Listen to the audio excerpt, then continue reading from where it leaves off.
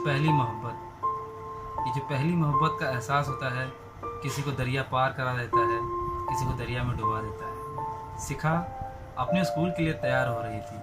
रोज़ की ही तरह वो आज फिर नाश्ता करने में नखड़ा कर रही थी।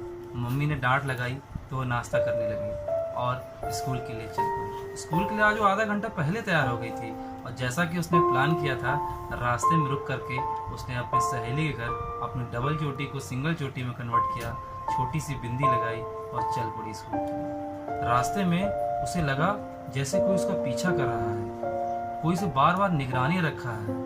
दूर दूर तक कोई दिखाई नहीं दे रहा था। साइकिल की घंटी की आवाज़ आ रही थी। वो एकदम डर गई थी, समझ नहीं पा रही थी आखिर क्या करे। फिर उसने देखा एक लड़का उसके आगे आगे साइकिल चला रहा है। उसने साइकिल तेज करके आगे निकलना चाहा। जैसे ही उसने साइकिल तेज की, उस लड़के ने भी साइकिल तेज कर ली। फिर उसने साइकिल धीमे कर ली, उस लड़के ने भी साइकिल धीमे कर ली। उसने सोचा चलो पैदल चलती हैं। वो पैदल चलने लगी, वो लड़का भी पैदल चलने लगा। अब उसे गुस्सा आने लगा और उसके चेहरे से ऐसे लग रहा था जैसे कोई जंगली बिल्ली और वो लड़का मानो कोई चूहा पकड़ में आ जाएगा तो सीधा उसे मुंह में रख लेगी। उसने रास्ते में चलते हुए 3-4 लोगों से मदद मांगी तो उसमें से एक लंबे चौड़े आदमी ने उसकी मदद की और आवाज़ दी, ओए ओए। जॉय को लगा कोई उसे आवाज़ दे रहा है, कह रहा है जॉय जॉय। इस लड़के का नाम जॉय। जॉय वहीं पर रुक गया। वो आदमी पास गया उसके और कहने लगा, अभी एक ही थप्पड़ में तेरी सारी आशिकी निकाल दूंगा। थप्पड़ मारूंगा मुंह पे और आशिकी निकल जाएगी तेरी नीचे से, समझ लेना तू। अभी उस आदमी को लगा लड़का अकेला है तो थप्पड़ मार देता हूँ, चला जाएगा। मगर उसके दोस्त भी वहाँ आ गए। आदमी डर गया। शिखा ने कहा इस आदमी के बस की बात तो नहीं है।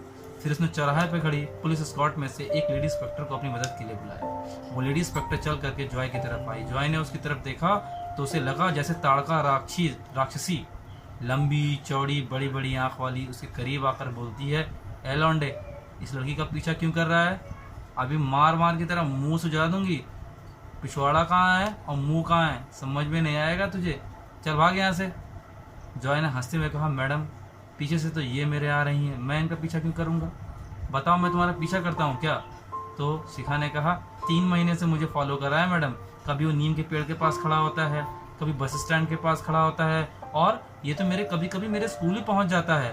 जॉय फिर से हंस दिया। बताइए मैडम, कौन किसका पीछा कर रहा है और कौन किसको नोटिस कर रहा है? उसमें से एक लेडी हवलदार बोली, अरे मैडम जाने दीजिए, इस तरह की लड़कियों को वो ऐसे ही करती हैं, लड़कों का पीछा करती हैं, फिर लड़कों को पिटवाती हैं, फिर जाके फिर इन्हीं से डेट पे जाती हैं।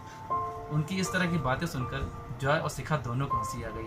मामला फिलहाल शांत हो गया, दोनों अलग अलग हो गए। फिर से मुलाकात हुई एनसीसी के परेड ग्राउंड में। वहाँ पर जॉय अपनी टुकड़ी को कमांड दे रहा था। फिर उसकी नज़र पड़ी शिखा पर नज़र पड़ती उसकी धड़कनें तेज हो गई। उसे लगा ग्राउंड में ही उसका आज कंबल परेड होने वाला है। एनसीसी के में कंबल परेड का मतलब होता है किसी को कंबल से ढाक देना, फिर जोर जोर से उसकी पिटाई कर देना। खैर 10 दिन गुजर गए, शिखा ने कोई हरकत नहीं की। जॉय भी शांत हो गया। उसे लगा चलो यहाँ कोई बवाल नहीं हुआ। लेकिन 11वें दिन जब वो तसल्ली से जा रहा था ग्राउंड से, पीछे से आवाज़ आई, जॉय जॉय जॉय जॉय। फिर जॉय वहाँ पर रुक गया। उसने पीछे पलट के देखा, शिखा गुस्से से लाल पीली थी, आंखें बड़ी बड़ी कर ली थी उसने अपनी।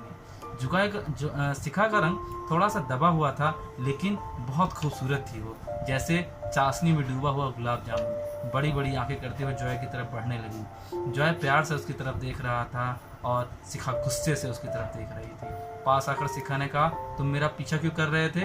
तुम मुझे इतना परेशान क्यों करते हो? जॉय ने कहा, अरे मैडम मैं जानता नहीं आपको, कौन हैं आप? शिखा ने कहा, सब लोग मिलकर बताएं या मैं अकेले में बताऊं? जॉय ने मुस्कुराते हुए कहा, अकेले बताइए, ज़्यादा अच्छा लगेगा। दोनों ने मिलकर के बातचीत की। शिखा कहने लगी, तुम मेरा पीछा क्यों करते थे, मुझे पहले बताओ। तो जॉय ने कहा, तुम इतना बंठन के लिए किसके लिए आती थी, मुझे बताओ। कब बंठन के आई मैं?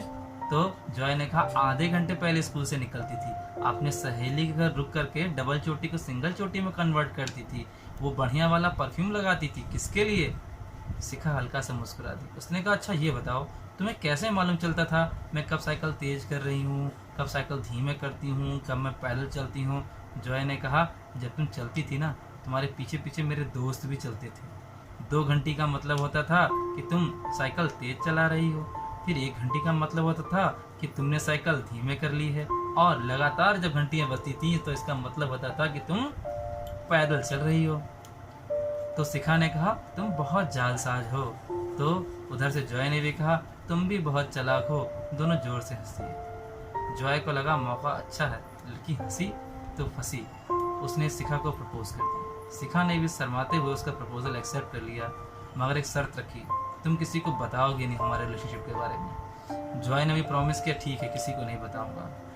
कुछ महीने बाद उनके बोर्ड एग्जाम्स थे। दोनों ने बोर्ड एग्जाम दिए और जैसा कि वादा किया था रिजल्ट के बाद एक ही कॉलेज में एडमिशन ले लिया दोनों ने। कुछ दिनों बाद जॉय का रिजल्ट आ गया। वो एनडीए में क्वालिफाई हो गया था। शायद जॉय और शिखा का साथ बहुत लंबा नहीं था। शिखा काफी दुखी हो गई। जॉय ने कहा अरे तुम दुखी क्यों हो रही हो, ये तो अच्छी बात है ना, मेरा सिलेक्शन हो गया है, आसानी से हम दोनों शादी कर लेंगे अब। शिखा ने कहा नहीं, वहाँ ट्रेनिंग सेंटर में लड़कियां भी तो होंगी। जॉय ने कहा होंगी तो, वो भी खूबसूरत खूबसूरत। शिखा ने कहा कोई अगर तुम्हें पसंद आ गई तो, या तुम्हें किसी ने पसंद कर लिया तो मुझे तो तुम भूल ही जाओगे। जॉय ने कहा no, I never forget you, you are my first love and last love. इन बातों के साथ दोनों वहाँ से अलग हुए। एक महीने बाद जॉय की ट्रेनिंग स्टार्ट हो गई और ये 4 साल ट्रेनिंग के कैसे गुजर गए पता ही नहीं चला। 4 साल तो ऐसे गुजरे जैसे मानो कल की ही बात थी। फिर से दोनों की मुलाकात हुई एक रेस्टोरेंट में। जॉय ने आज फिर शिखा का हाथ थामा, उसी पुराने तरीके से जैसे उसने शिखा को प्रपोज किया था। उसके हाथ में अंगूठी पहनाते हुए बोला पहली पोस्टिंग के बाद ही तुमसे शादी करूंगा। सेंट पॉल तुम्हारे घर के पास वाला चर्च बहुत खूबसूरत सजाऊंगा दुल्हन की तरह, तुम्हें सफ़ेद गाउन पहनाऊंगा, सबको बियर पिलाऊंगा। इस बात के साथ दोनों अलग हो गए और वो पहली पोस्टिंग के लिए निकल पड़ा। जैसा कि उसने वादा किया था, उसने 13 जुलाई को फ़ोन किया शिखा को। शिखा 1 हफ्ते बाद आ रहा हूँ। शिखा भी बेहद खुश हुई। उसने कहा अच्छा अकेले आ रहे हो?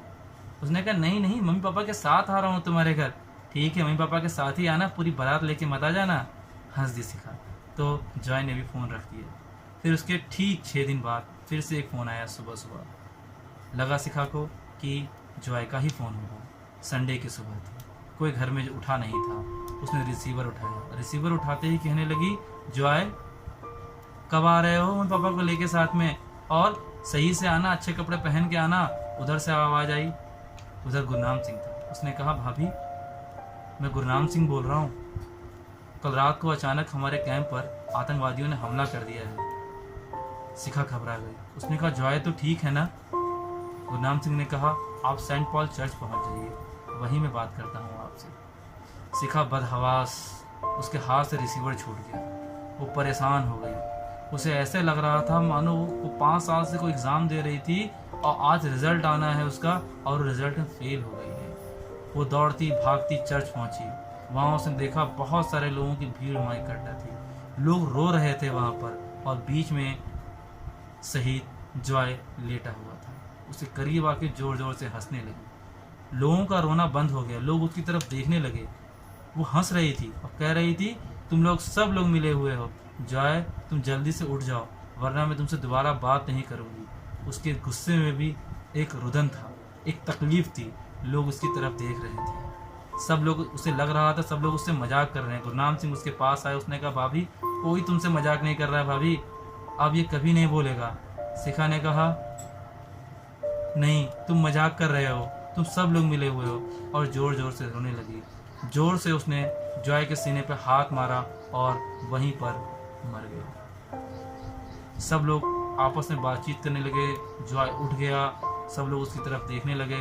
सब बातचीत कर रहे थे और शिखा शांत हो गई थी। वो इस बात को बर्दाश्त नहीं कर पाई थी कि जॉय इतनी जल्दी कैसे चली गई। जॉय ने उसकी कलाई थामी उसे उठाने के लिए, तो उसकी सांसें रुक चुकी थीं, उसकी नब्ज थम गई थी, बॉडी धीरे धीरे ठंडी हो गई थी। जॉय भी लड़खड़ा के जमीन पर गिर पड़ा। दोनों ठंडे हो गए। दोनों अब कभी कोई बातचीत नहीं करेंगे। वहाँ के लोकल लोग कहते हैं कि अभी भी उन रास्तों पे साइकिल की घंटियों की आवाज़ आती है। ये दोनों अब कभी नहीं बोलेंगे दोस्तों, लेकिन की एक कहानी, इनकी अमर प्रेम कहानी लोगों के दिलों में हमेशा ताज़ा रहेगी। उम्मीद करता हूँ मेरी ये कहानी आपको पसंद आई होगी। आप कमेंट बॉक्स में लिख के ज़रूर बताइए, क्या आपने कभी किसी से प्यार किया है पहला प्यार? तो क्या आपको पहला प्यार आपको मिला या फिर नहीं, ज़रूर बताइए। फिर मिलेंगे किसी अच्छी कहानी, किसी अच्छी बात के साथ। टिल देन बाय बाय, चाओ चाओ, सायोनारा एंड जय।